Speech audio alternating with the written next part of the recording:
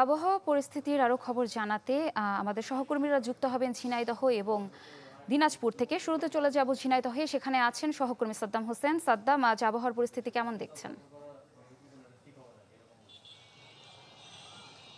ঈপ্সিতা, কয়েকদিনের তীব্র তাপদাহ এবং প্রচণ্ড গরমে জনজীবন অতিষ্ঠ হয়ে উঠেছে। বিশেষ করে নিম্নয়ের খেটে খাওয়া মানুষের কিন্তু ব্যাপক বিপাকে পড়তে হচ্ছে। তো আমি এখন দাঁড়িয়ে রয়েছি জেলা শহরের প্রাণকেন্দ্র পায়রা চত্বরে। এখানে কিন্তু সবসময় মানুষের ব্যাপক সমাগম থাকে, কিন্তু এই তীব্র তাপদাহ এবং প্রচণ্ড গরমের ফলে কিন্তু মানুষ খুব প্রয়োজন ছাড়া বাসা বাড়ি থেকে বের হচ্ছে না। এবং বিশেষ করে যে রাস্তাঘাটে কিন্তু মানুষের সমাগম খুবই কম। আর পার্শ্ববর্তী জেলা চুয়াডাঙ্গা যে জেলা, সেখানকার আবহাওয়া অফিস বিকাল ৩টার সময় তাপমাত্রা রেকর্ড করেছে ৪২ ডিগ্রি সেলসিয়াস এবং বাতাসের আর্দ্রতা রয়েছে ২৩ ভাগ। তো এই আবহাওয়া অফিস বলছে যে এরকম তাপমাত্রা আসলে সর্বোচ্চ তাপমাত্রা এটি কিন্তু শুধু চুয়াডাঙ্গায় নয়, আশপাশ কয়েক জেলায়ও কিন্তু একই তাপমাত্রা। ফলে কিন্তু মানুষের কিন্তু খুবই কষ্ট হচ্ছে। আর বিশেষ করে এখন ধান কাটার মৌসুম চলছে, মাঠে মানুষের প্রচুর কাজ করতে হচ্ছে। সেক্ষেত্রে তাদেরকে কিন্তু এই তীব্র তাপদাহে প্রচণ্ড বিপাকে পড়তে হচ্ছে। আর বিশেষ করে নিম্ন আয়ের যে দিনমজুর রয়েছে, তাদেরকে কিন্তু এই তীব্র তাপদাহ উপেক্ষা করেই তাদের বাইরে কাজে কর্মে আসতে হচ্ছে। তবে মানুষ কিন্তু বেশ এই গরমের কারণে বেশ অসুবিধার মধ্যে রয়েছে।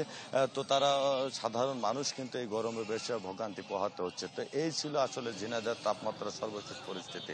ইপসিতা। সাদ্দাম, ধন্যবাদ আপনাকে। উত্তরের গরমের খবর জানাতে এবার দিনাজপুর থেকে যোগ দিচ্ছেন সহকর্মী বিপুল সরকার। সানি। সেটা আজকে দিনাজপুরের তাপমাত্রা রেকর্ড করা হচ্ছে 38.2 ডিগ্রি সেলসিয়াস, যেটি গতকালকে ছিল 36.5 ডিগ্রি সেলসিয়াস। অর্থাৎ 24 ঘন্টা ব্যবধানে তাপমাত্রা কিন্তু বেড়েছে প্রায় 2 ডিগ্রি সেলসিয়াস। অর্থাৎ এই তাপমাত্রা যে বিষয়টি, সেটি হলো যে মৃদুর এই তাপপ্রবাহ থেকে মাঝারি তাপপ্রবাহের রূপ নিয়েছে। এবং আবহাওয়া অধিদপ্তর আমাদেরকে যেটি জানিয়েছে যে এই তাপমাত্রা ক্রমাগত বৃদ্ধির ফলে যে জেলার উপর যে মৃদু তাপপ্রবাহটি এটি কয়েকদিন স্থায়ী হবে। এবং আজকে যে তাপমাত্রা রেকর্ড করা হয়েছে সেই রেকর্ডে জলীয় বাষ্পের পরিমাণ 46%, সেটি আমাদেরকে বলা হয়েছে।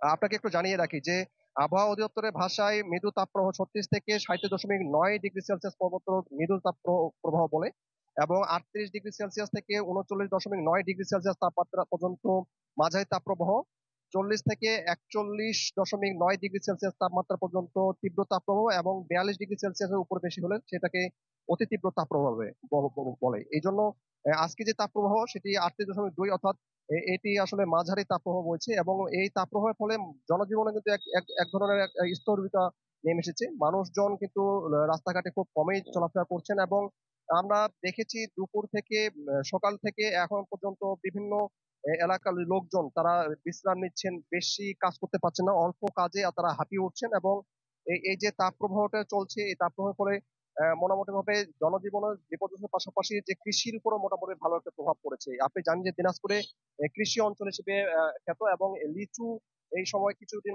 মধ্যেই লিচু বাজারে উঠবে। এই সময় এই লিচু ঝলসে যাওয়ার একটা প্রবণতা লক্ষ্য করা গেছে। এবং এটি কৃষকরা অভিযোগ করছেন, এবং কৃষকরা বলছে যে এই তাপপ্রবাহ যদি এইভাবে চলতে থাকে তাহলে লিচুর একটা মোটামুটি ক্ষতির সম্ভাবনা আশঙ্কা করছেন তারা। এবং কৃষি বিভাগ বলছেন যে তাদেরকে প্রয়োজনীয় পরামর্শ দেওয়া হচ্ছে, এই প্রয়োজনীয় পরামর্শ অনুযায়ী কার্যক্রম চালালে লিচুতে যে ক্ষয়ক্ষতি সেটি হবে না। স্মিতা। ধন্যবাদ আপনাকে। দর্শক, আবহাওয়া পরিস্থিতির খবর জানছিলাম ঝিনাইদহ এবং দিনাজপুর থেকে।